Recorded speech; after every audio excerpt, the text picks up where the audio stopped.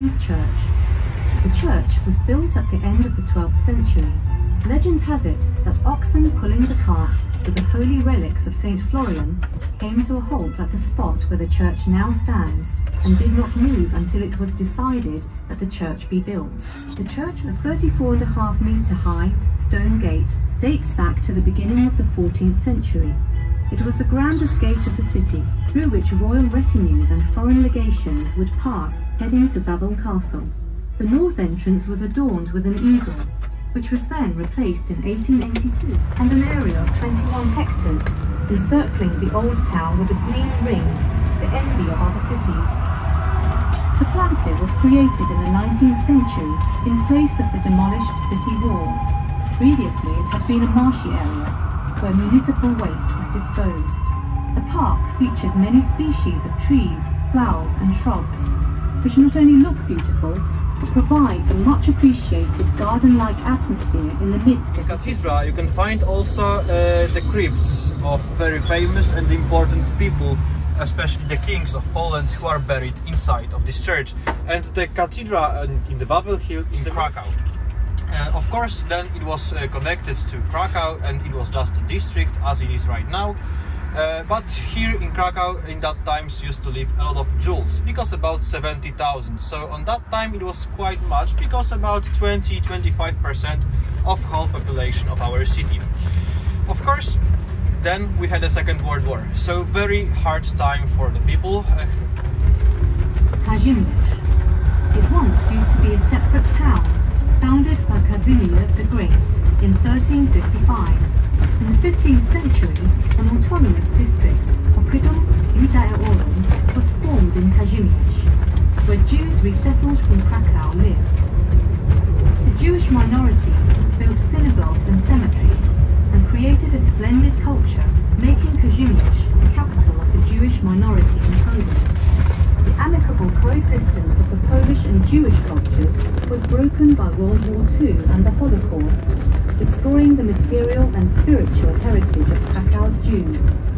Nowadays, the district where Polish and Jewish cultures coexisted for centuries is fashionable, inspiring and popular among the artistic bohemia of Krakow and tourists alike. Fortunately, the main historic sites and many artifacts have survived. For more than 10 years, the district has been vibrant with life. One of many high schools here in Krakow, so for many people it is nothing special. But we have to know that here, during the war, inside of this building there was a Gestapo prison.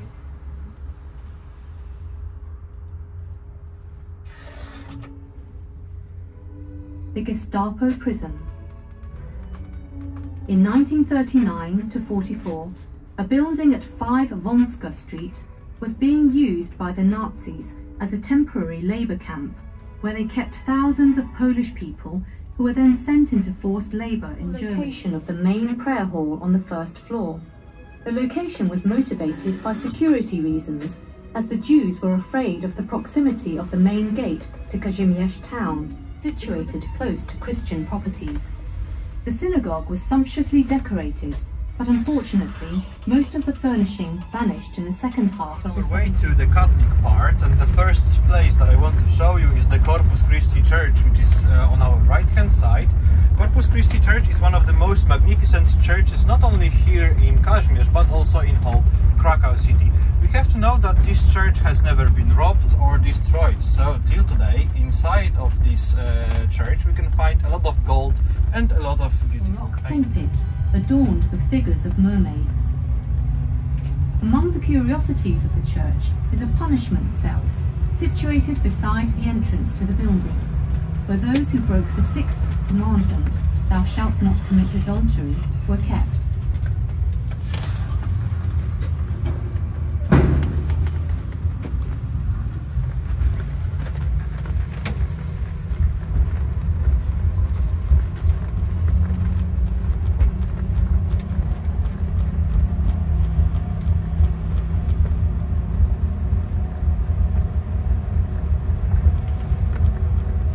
One of the most important churches here in Krakow, because as the legend says, in the place where church is built died the first Polish saint, so Stanisław from Szczepanów. The Church of the Pauline Fathers in Skalka is one of the most important places of religious worship in Krakow. According to tradition, here the Bishop of Krakow, Saint Stanisław of Szczepanów, died at the hands of King Bolesław the Generous. This event is shrouded in mystery because of a laconic and oblique commentary of the chronicler Gallus Anonymus and the many legends that have grown up around this event. The church has, however, kept ancient relics related to the death of the bishop. Orders of the monarch, who ordered the drowning of the priest in the Vistula River. Yet, to avoid the fate of Bolesław the Generous, he did it discreetly, and to atone for his sin, he ordered for a church to be built in the place where the priest's body was recovered. The building was destroyed several times during its turbulent history. Before the Second World War, it was used as a Jewish school, but then, after the Second World War, it was made to be the oldest ethnographic town hall. The building served as town hall in the times when Kazimierz was a separate town. It was an administrative, financial and legal converted into a Jewish school, which operated until 1949. Since the end of World War II, the hall has housed the oldest ethnographic museum in Poland. Visitors can acquaint themselves with the life, customs and material culture of the people of the Krakow area and ethnic minorities. Because there is also a cemetery, Jewish cemetery, where a lot of famous and important rabbis are buried. But we will see that synagogue a bit later. So as we are going to some other places, we will do the other places at first. And right now we will see the New Square. The New Square, which is a trading place where till today you can buy antiques, food to go selling there. So zapiekanka. Zapiekanka is a baguette with some mushrooms, cheese, some other things, depends what you want, what you like. It's baked, so it's warm, it's not so expensive, perhaps up to 22 zlotys. Also, it's quite big, so if you eat one, perhaps you will be full for half of a day. And very tasty. Here are the best in Krakow, and the place I'm talking about, so the New Square, is on our left-hand side. Plac Nowy, the New Square. The square, commonly known as the main entrance.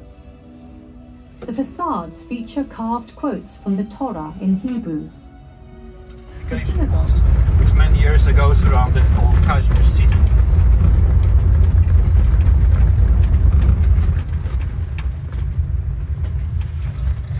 And this is that building on our right hand side.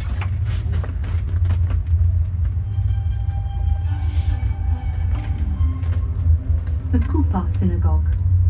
It was built in the first half of the 17th century on the walls. The synagogue was destroyed during World War II, and then it served as a ritual poultry. Inside, another synagogue, which is also closed for visitors because of some renovational works right now inside of the building. The Isaac Synagogue. The synagogue was built in 1644 by a senior member of the Kazimierz Kahal, Isaac Jakubowicz. Easy to recognize where that prayer houses were, because, for example, as we are here once again in the New Square, we are looking on that building, and right now we got the paintings of the important people for Kazimierz here. So at first we can see Kazimierz the Great, the King of Poland, who made Kazimierz city, then Esterka, the love of Kazimierz the Great, Karol Knaus, the main architect and restorer of Kazimierz, Helena Rubinstein, one of the richest women in whole history, and also Joseph Habsburg II. So many in 1959, the building was renovated, and the Judaic Museum, featuring a permanent exhibition on the traditions and history of the Krakow. Behind that small gate on our right hand side there was the other synagogue, which was called Doppler. Actually it was a pretty small synagogue, unfortunately destroyed during the Second World War, but then it was rebuilt, and right now we got stylish bookshop and art studio inside of this building. Synagogue with cemetery. In that cemetery a lot of famous and important Jewish rabbis are buried. Even Remu himself, who is believed to be a miracle worker, and he was a codificator of the Ashkenazic law.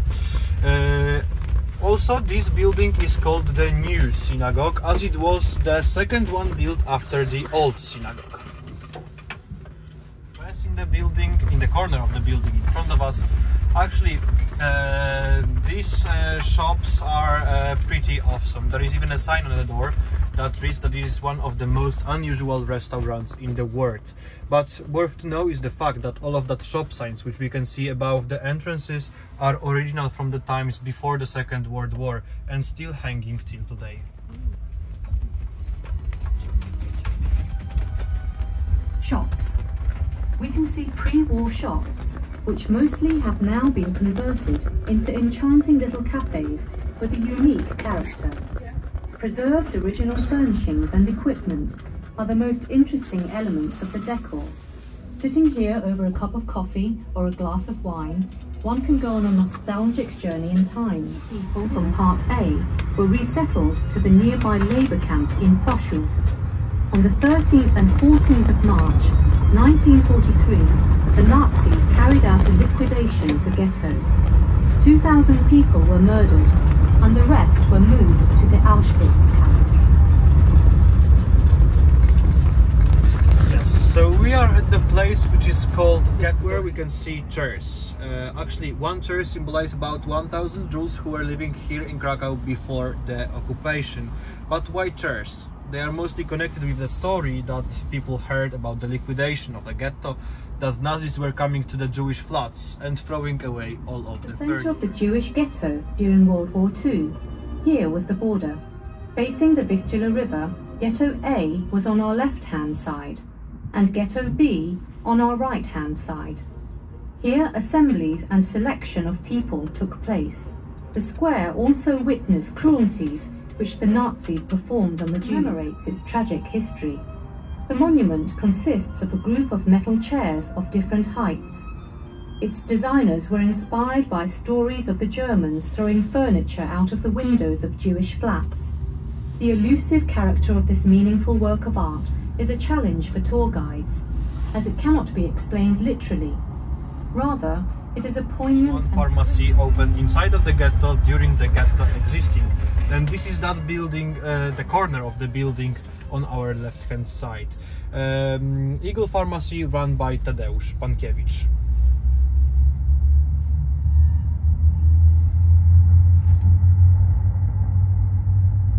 The Pod Orwem Pharmacy, the Eagle Pharmacy. This was the only pharmacy in the ghetto which the Germans allowed out of fear of a typhus epidemic.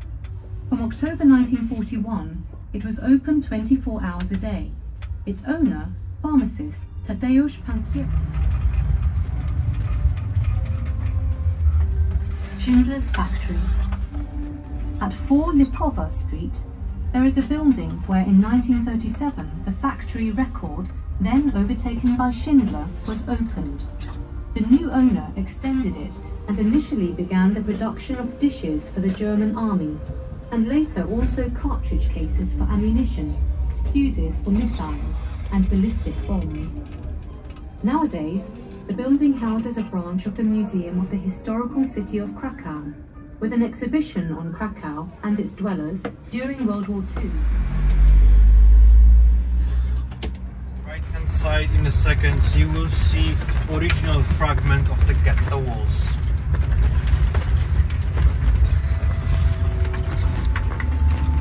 The wall of the ghetto. Here we can see a preserved fragment of the wall that encircled the entire ghetto.